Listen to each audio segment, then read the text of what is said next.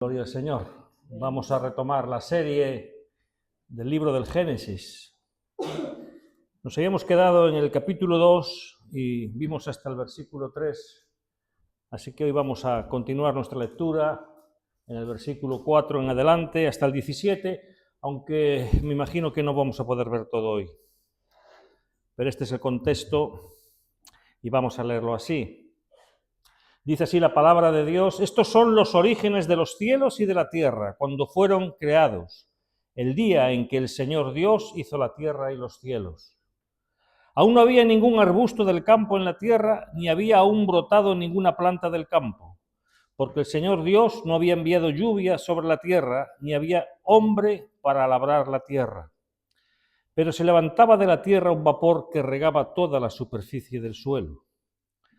Entonces el Señor Dios formó al hombre del polvo de la tierra y sopló en su nariz el aliento de vida, y fue el hombre un ser viviente.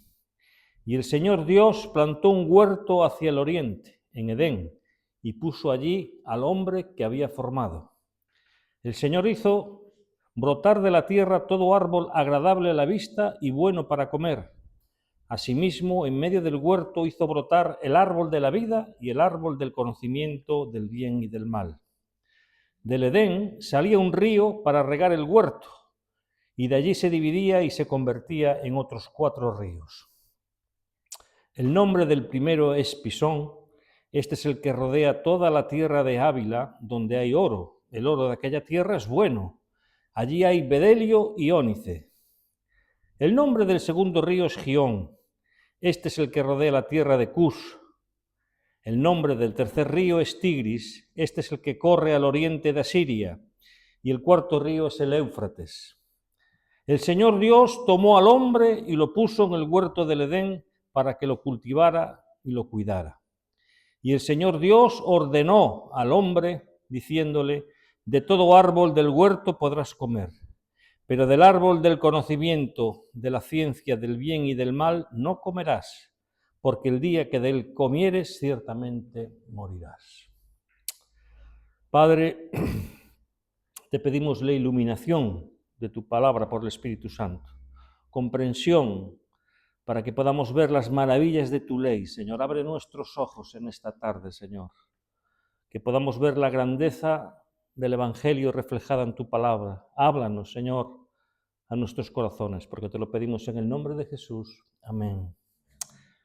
Queridos hermanos, seguimos con nuestra serie de mensajes expositivos en el libro del Génesis, como nos habíamos propuesto ver del capítulo 1 al capítulo 11. Ya vimos en el capítulo anterior, el capítulo 1, el relato de Moisés acerca de la creación de los cielos y de la tierra y de todo lo que en ellos hay. La creación del hombre a la imagen de Dios, varón y hembra, y el descanso de Dios en el 7º día. Ahora el propósito de Moisés en este capítulo 2 es preparar el escenario para ese evento terrible que va a ocurrir en el capítulo 3, donde veremos la caída del hombre. El hombre que Dios creó a su imagen y semejanza en un estado de inocencia, ahí va a caer. Moisés, una vez más, en este capítulo 2, regresa al comienzo de la historia para darnos los detalles de aquello que él ya había descrito acerca de la creación del hombre en el día, acerca de la creación del hombre, la imagen y semejanza de Dios, en el 6º día. Y su propósito aquí ahora, hermanos, es enfatizar de alguna forma algunos puntos de la creación del hombre que vamos a ver aquí en esta tarde, para poder entender la seriedad de aquello que constituye la caída del hombre, su desobediencia, y el foco ahora del capítulo 2, hermanos, es el hombre, ya no es el cosmos, ya no es la creación en sí, el foco ahora es el hombre. El hombre. Nosotros veremos en esta tarde, lo vamos a dividir en 3 partes, no creo que nos dé tiempo a verlo todo,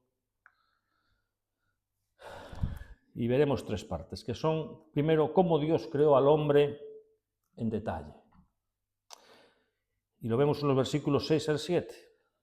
la creación del jardín del Edén, el lugar de la habitación del hombre, el lugar del encuentro de Dios con el hombre, y lo veremos en los versículos 11 al 14. Y la orden que Dios le dio al hombre de no comer del árbol del conocimiento del bien y del mal, versos 15 al 17. Iremos viendo cada una de estas partes y al final, que lo dejaremos seguramente para la semana próxima, veremos las implicaciones de todo esto para nuestras vidas en el día de hoy. Así que, en primer lugar, veremos la creación del hombre del polvo de la tierra. Comencemos, pues, con la creación del hombre, del polvo de la tierra, en los versículos 4 al 7. Moisés nos va a describir lo que es el origen de los cielos y de la tierra en el verso 4. Allí Moisés nos recuerda, estos son los orígenes de los cielos y de la tierra cuando fueron creados, el día que el Señor Dios hizo la tierra y los cielos. Está recordando, ¿verdad?, lo que hizo al inicio. La palabra Génesis, sabéis, significa la historia o el relato de los orígenes de alguna cosa, el comienzo. Cuando se refiere a personas o a algún linaje familiar, es traducido en la Biblia como genealogía. Y este tema lo vamos a encontrar 3 veces, las genealogías de Adán, de Noé y de Set, a lo largo de estos 11 capítulos del Génesis, los primeros capítulos, ¿verdad? Porque a lo largo del Génesis, los 50 capítulos, aparece más veces. Lo interesante aquí, hermanos, es que esta genealogía de los cielos y de la tierra es lo que enseguida va a relatar ahora Moisés, introduciendo lo que aquí ocurrió después de la creación de esos cielos y de la tierra. Hasta que aparezca la próxima palabra Génesis, que la vamos a encontrar en el capítulo 5, donde se nos hablará de la línea familiar de Adán, los descendientes de Adán. Son 3 veces que aparece esta palabra, Génesis o genealogía, y lo que nosotros vamos a ver en el día de hoy es la primera de estas, y que nos relata lo que sucede después de que Dios crea los cielos y la tierra. La segunda observación que encontramos aquí es que ahora Moisés cambia, se refiere a Dios por otro nombre, ya no es Elohim. Hasta aquí Moisés había llamado a Dios por el nombre de Elohim, que es una palabra hebrea común para referirse a Dios o a dioses. Pero ahora, al lado de Elohim, Moisés coloca la palabra Yahweh, Jehová, que significa Señor, cuyo sentido en el término hebreo, hermanos, para nosotros es un poco desconocido, pero sabemos que está relacionada con las palabras o con los verbos existir y ser. Por tanto, llegamos a la conclusión de que el nombre de Dios, Jehová, lo que significa es yo soy el que soy. De esta forma fue como Dios se presentó a Moisés mucho antes de escribir el libro del Génesis. Recordáis esa escena, ¿verdad?, de la zarza ardiente. Y allí Dios se manifiesta, se revela a Moisés y le dice, yo soy el que soy. Nosotros creemos que este cambio en el nombre es intencionado. Moisés está queriendo decir aquí ahora que Elohim, el Dios creador del capítulo 1, también es el Jehová, el Dios que se relaciona con Abraham y sus descendientes. La nación de Israel se relaciona ahora con Dios por medio de un pacto, por medio de una alianza con el nombre de Jehová. Y a partir de ahora va a haber esa combinación. Eso es lo que va a marcar la descripción de Dios, con algunas excepciones, ¿verdad?, que aparecerán más adelante.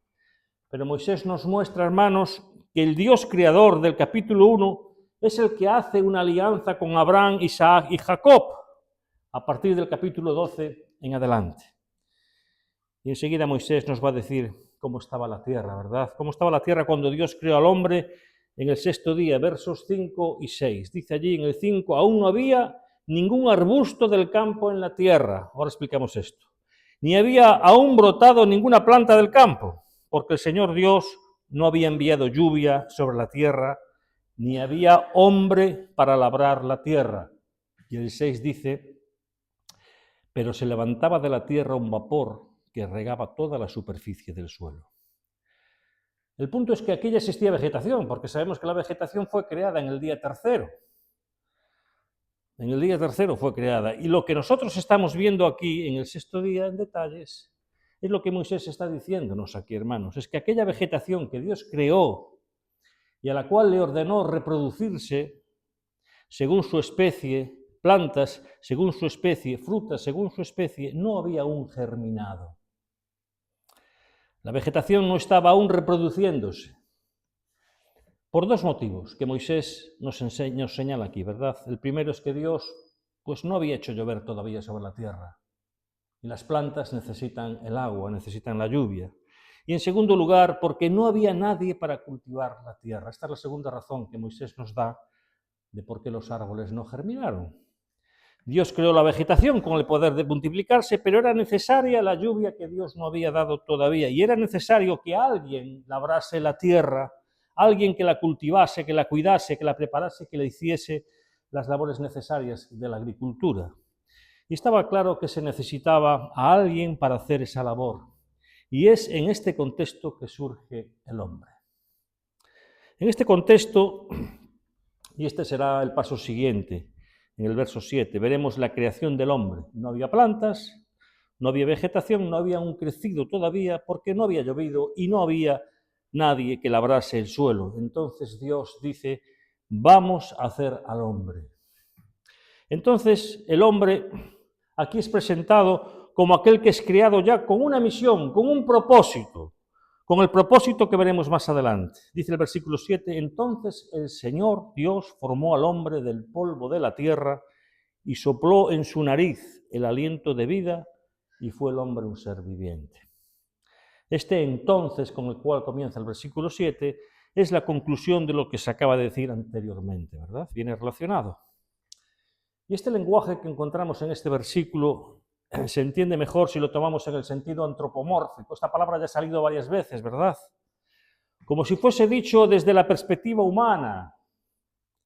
Esto es difícil de explicar a veces, pero este término quiere decir en forma de hombre o en semejanza de hombre. Aquí vamos a actuar a Dios de esa forma. Moisés está describiendo la actuación de Dios como si Dios fuese un hombre, que sabemos que no es un hombre. Pero para que podamos entender cómo Dios crea al hombre, es como si Dios fuese el alfarero y nosotros el barro. Aquí vemos esta imagen, que es la imagen que Moisés quiere que tengamos en la mente. Muchas veces la Escritura utiliza estas expresiones como si Dios tuviese ojos, ¿no? Los ojos de Dios están por todas partes, su oído está atento a tus oraciones, o la mano del Señor no se ha cortado para salvar. Son expresiones, ¿verdad?, que parece como que Dios tuviese un cuerpo, aunque sabemos que Dios es espíritu. Dios no tiene manos, Dios no tiene ojos, Dios no tiene oídos y Dios no tiene boca, pero lo ve, lo conoce, lo sabe todo, ¿verdad? Dios es espíritu eterno, ya lo vimos eso al inicio del Génesis, ¿verdad? Dios existe desde toda la eternidad, es un espíritu purísimo y Él no tiene forma humana. Sin embargo, el lenguaje bíblico tiene que adaptarse a nosotros, a los hombres, y describe a Dios o las acciones de Dios, sus reacciones incluso y sus decisiones, como si Dios fuese uno de nosotros, para que podamos entender, ¿verdad?, a Dios, para que podamos percibir mejor qué es lo que Dios está haciendo.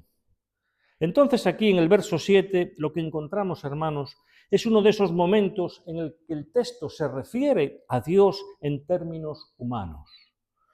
Cuando leemos el texto nos da la impresión, ¿verdad?, de que Dios se acerca, echa su mano a ese barro, comienza a trabajar con sus manos, sin tener manos, haciendo un molde, y luego llega y sopla su aliento. Esta es la figura que nos encontramos aquí. Es como Moisés describe la creación del hombre, ¿verdad? Y esa es también la figura que Moisés quiere que nosotros tengamos en nuestra mente, por varias razones que vamos a ver en un momento. Pero debemos recordar, hermanos, que no sabemos exactamente cómo esto ocurrió. La descripción que encontramos aquí es esta. Y nosotros la aceptamos, tal cual viene aquí, ¿verdad? Dios, de hecho, hizo al hombre. Él lo hizo personalmente, se implicó, del polvo de la tierra lo tomó y puso en él el soplo de vida. De la misma manera que un escultor, ¿verdad?, o un alfarero toma la masa y le da forma, la moldea, y de seguida Dios sopla sobre ella y le infunde vida a ese molde que él había formado. Entonces, esta es una de las muchas veces, hermanos, que vamos a encontrarnos con este tipo de lenguaje, refiriéndose a Dios. Lenguaje antropomórfico, lo repito una vez más para que os vayan sonando estas palabras. Pero el punto que se quiere destacar aquí, hermanos, al usar este tipo de lenguaje, es lo que vamos a intentar resumir ahora. Primero, el hombre fue formado del polvo de la tierra igual que los animales. La palabra formar, que aparece aquí y que usa Moisés, es la misma que se usa para el trabajo de un artesano, de un artífice. Esto implica un proceso como el de un artista que va a realizar su obra y le lleva tiempo y dedicación hacerla. Los animales no fueron hechos así, sino que fueron ordenados. Sea esto, sea aquello, ya aparecieron, ¿verdad? Aparecen los animales por la palabra de Dios. Pero a la hora de formar al hombre, hermanos, Dios tiene un proceso y le lleva su tiempo hacerlo. ¿Podía haberlo hecho así? Sí, podía haberlo hecho igualmente. Pero Dios se implica personalmente y se involucra en un proceso para crear al hombre. Dios se envuelve personalmente en la creación de ese ser único que no tiene semejante todavía. Y el material que Dios va a usar, hermanos, para crear al hombre es el más simple posible. Si leemos la descripción de este pasaje, allí se nos dice que en aquella región había oro de muy buena calidad, 24 quilates, si no más. Había piedras preciosas y había una resina aromática muy valiosa y muy valorada, llamada bedelio. Dios podía haber hecho al hombre de cualquiera de estos materiales, ¿verdad? De oro, de bedelio, de piedras preciosas. Pero a la hora de escoger el material, Dios escogió la cosa más accesible e insignificante, que era el polvo que cubría la superficie de la tierra. Y que probablemente ese polvo estaba humedecido por ese vapor que subía de la tierra, ¿verdad? Había como una neblina que subía y el polvo estaba húmedo, era como barro, ¿verdad? Con el cual se podía dar forma al barro. Esto es complicado, pero esa neblina que existía, pues tenía la tierra húmeda muy probablemente. Y Dios crea al hombre. La corona de la creación del hombre, de Dios, es el hombre. Y lo hace del material más despreciable e insignificante que tenía a la mano, del polvo de la tierra. Ese es el material, hermanos, del cual estamos hechos. Tú y yo. Tú y yo. Así que, por tanto, no te olvides de que estás hecho, mi hermano, mi hermana, y lo que somos polvo. Polvo. Cuando pienses en ti mismo, recuerda de dónde vienes y a dónde volverás. Al polvo. Y aquí hay un juego de palabras en el hebreo, en el lenguaje hebreo que no apreciamos en el lenguaje castellano. El verso 7, cuando dice que Dios formó al hombre, Adán, del polvo de la tierra, de Adama. Adama es el polvo de la tierra. Adán fue hecho de Adama. Hay un juego de palabras aquí, ¿ves? Para mostrar esa relación, esa ligadura, esa unión entre el hombre y la tierra, que va a continuar a lo largo de la historia del hombre. Nosotros dependemos de la tierra, hermanos. Estamos unidos a la tierra. Todos los materiales químicos de los que estamos compuestos, fósforo, calcio, potasio, magnesio, todo lo que tú tienes en tu cuerpo, todo está en la tierra. Y eso es ciencia, es la química del cuerpo humano. Todo lo que somos, todos los minerales de los que estamos compuestos, los tiene la tierra también, porque es que de ella que fuimos tomados. Inicialmente fue un molde sin vida. Cuando Dios lo hace como una escultura de arcilla, entonces Dios lo ve como una figura hermosa, bella, y sopla sobre ella. Él lo había hecho con los ojos, con la nariz, las orejas, no le faltaba detalle, un molde perfecto, ¿verdad? Y cuando Dios lo ve, sopla en sus narices el aliento de vida. Y esto refleja un cuadro de intimidad, como Dios inclinándose sobre el hombre y soplando sobre sus narices. Es como si Dios estuviese despertando a aquel muñeco, ¿verdad?, a la vida con un beso, algo así. Él se acerca y sopla, mostrando esa relación especial del Creador con aquella criatura que Él acaba de hacer del polvo de la tierra.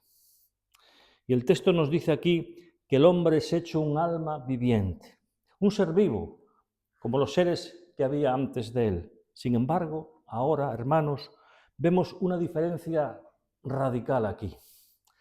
Porque en aquel soplo que vino de Dios para el hombre, vino la imagen y la semejanza de Dios también con ese soplo.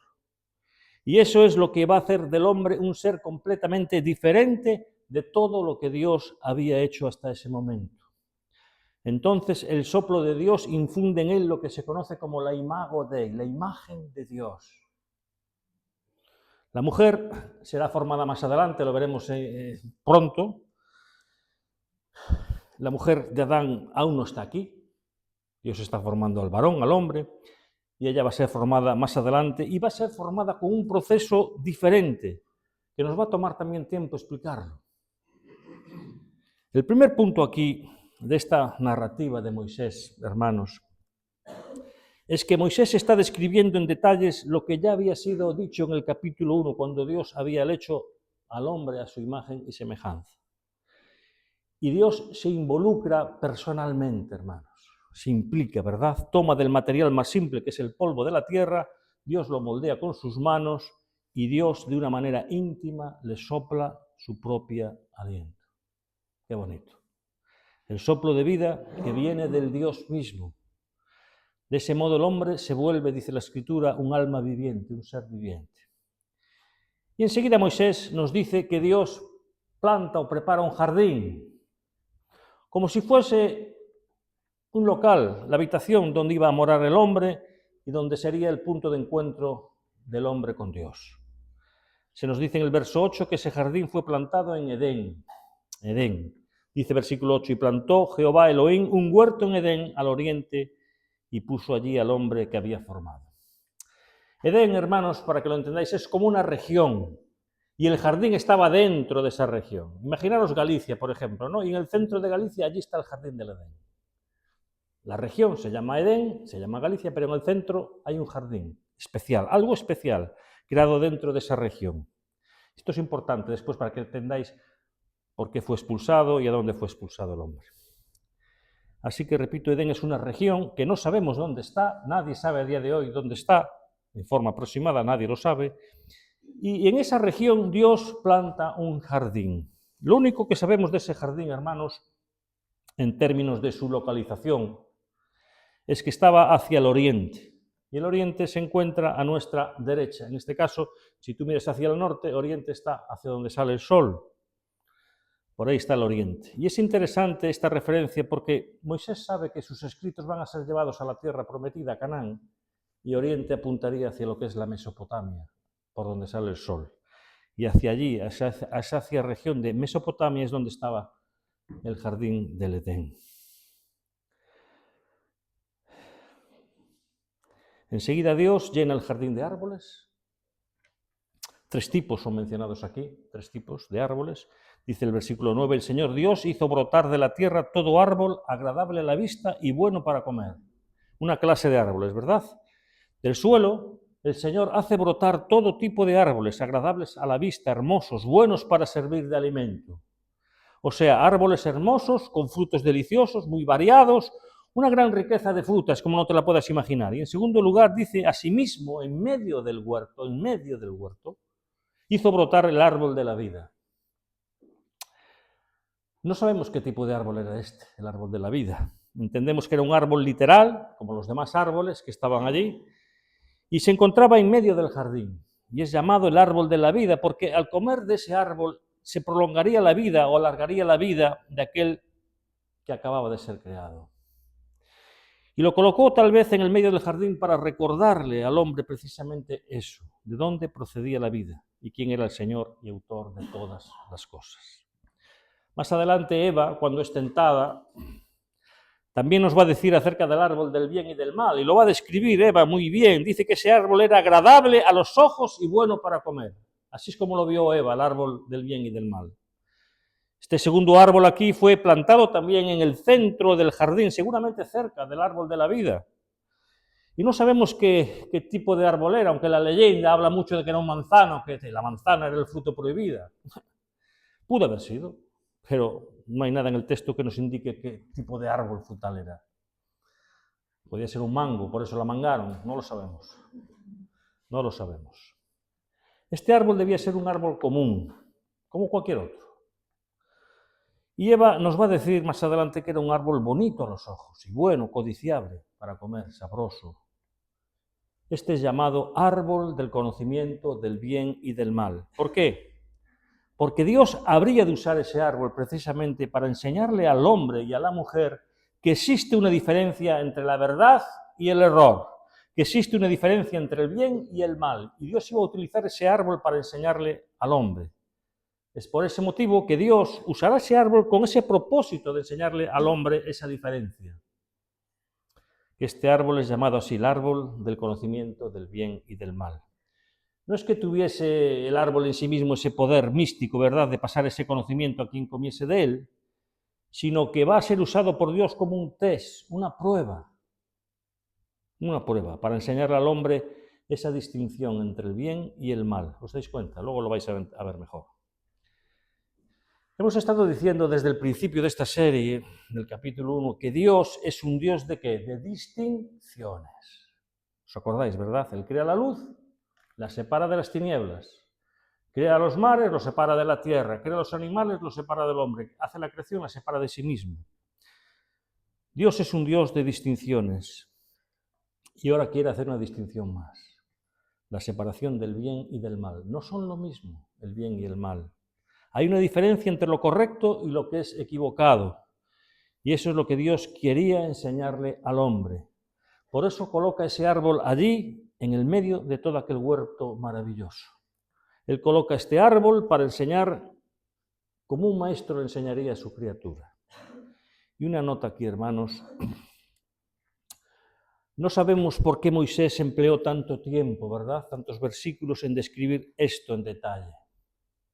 Pero tal vez encontremos una razón diciendo que es para enfatizar la generosidad y la bondad de Dios para con el hombre.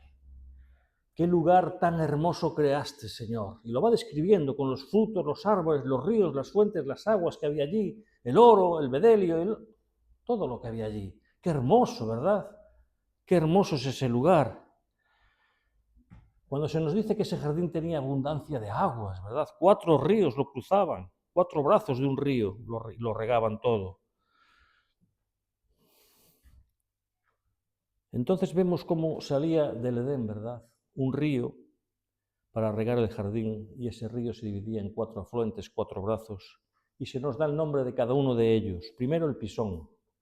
Se nos dice que este río rodeaba la tierra llamada Ávila, donde había un oro muy bueno, de gran calidad. Había también piedras preciosas como el ónix y esa resina aromática que os he dicho antes llamada bedelio, muy valorada incluso en medicina. Hoy no sabemos en dónde se encuentra esa tierra llamada Ávila, y mucho menos en dónde está ese río llamado Pisón.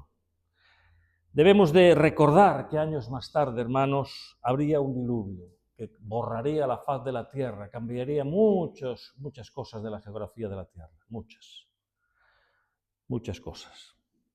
Y lo que está ocurriendo aquí, hermanos, es que en los nombres sigue siendo los mismos, pero los lugares han desaparecido, la mayoría de ellos. No tenemos ni idea de cómo era la geografía antes del diluvio. En los días de hoy es imposible identificar muchos de esos lugares. Hay algunas excepciones. Por ejemplo, el nombre del segundo río es Gihón, y este es el que rodea la tierra, que se llama Cus. Este segundo río Gihón, que Moisés nos dice que rodea la tierra de Cus, es un lugar incierto también a día de hoy. No sabemos dónde está ese río ni esa tierra. Y el versículo 14 dice: en nombre del tercer río es Tigris. Este es el que corre al oriente de Asiria, y el cuarto río es el Éufrates. Estos 2 ríos existen a día de hoy. Posiblemente no tengan la misma forma que tenían antes del diluvio. Quizá hayan variado en sus cursos, ¿verdad?, por causa del diluvio, pero siguen estando allí con estos mismos nombres. Sí existen. Recordar que Moisés está dándonos aquí una localización y describiendo también la irrigación del jardín de Edén, a partir del conocimiento geográfico y cartográfico de la época de Moisés, no de la nuestra. Y a excepción de estos 2 ríos, del Tigris y el Éufrates, que están ubicados en lo que es el actual Irak, ¿verdad?, donde hubo una guerra hace poco, y estos 2 ríos desembocan en el Golfo Pérsico. Sabemos dónde se encuentran hoy exactamente, pero no sabemos nada de los demás ríos y regiones que son nombrados en estos pasajes. No tenemos ni idea. Y no adelantamos nada intentando descubrir dónde estarían localizados esos ríos y regiones, como tampoco sabemos dónde estaría localizado el jardín del Edén, ¿verdad? Sabemos que sería en una amplia región de ahí, de Mesopotamia, entre los afluentes de los ríos Tigris, Éufrates, y que corresponden hoy a la moderna Irak. En algún lugar allí, de aquella región, allí estuvo el paraíso, pero no tenemos manera de poder encontrarlo. Eso desapareció con el diluvio, ¿verdad? Todo quedó arrasado, destruido. Ahora, ¿por qué Moisés nos hace aquí esta descripción tan detallada? Tan detallada. Yo creo que Moisés, hermanos, quiere destacar la bondad de Dios. Dios creó allí un paraíso, porque la palabra Edén puede significar un lugar irrigado y significar también paraíso, las dos cosas. Y esta parece ser la traducción que perduró hasta nuestros días. Edén y paraíso son consideradas la misma cosa, ¿verdad? Pero, ¿por qué era un paraíso aquella tierra? Árboles bellos, frondosos, llenos de frutos, deliciosos. Una tierra llena de oro, llena de resinas aromáticas, llena de ríos, corrientes, fuentes de aguas. Un santuario como nunca se había visto. Algo extraordinario que Dios creó para el hombre. Todo lo hizo para el hombre. ¿Y por qué Moisés está destacando esto, hermanos? Recordaros lo que va a ocurrir en el capítulo 3. Para poner en relieve la ingratitud del hombre. Por eso. El hombre solo tenía un árbol, del cual no podía comer. Uno solo, entre miles tal vez, que había en aquel lugar. Para que pudiese ver el hombre la seriedad de su pecado. El hombre pecó contra un Dios generoso. Un Dios bondadoso. Un Dios que le había dado todas estas cosas en abundancia. Y el escenario, hermanos, está siendo preparado en el capítulo 2 para lo que va a ocurrir en el próximo capítulo, en el 3. Por eso vemos este énfasis en los detalles de los ríos, de la tierra, mostrando la generosidad y la bondad de Dios. Un santuario lleno de cosas hermosas y buenas, y con dos árboles especiales que habrían de definir la relación de Dios con el hombre, que son el árbol de la vida y el árbol de la ciencia del conocimiento del bien y del mal. Y aquí llegamos a la parte final,